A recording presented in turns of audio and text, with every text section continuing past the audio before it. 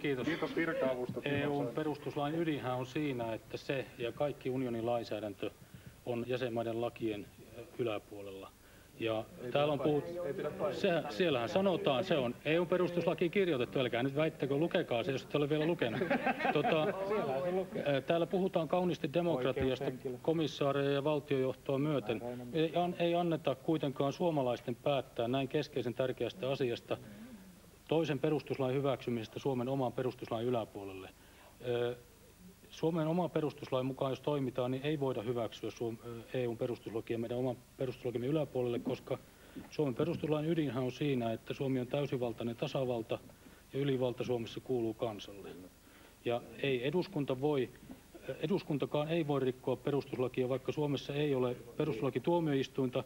Eduskunnan perustuslakivaliokunta on kuin pukki kaalimaan vartijana. Miltä osin tämä EUn perustuslakisopimus on ristiriidassa Suomen perustuslain kanssa? No ytimensä osalta, koska valtiosääntö... Tarkemmin, mistä on kyse?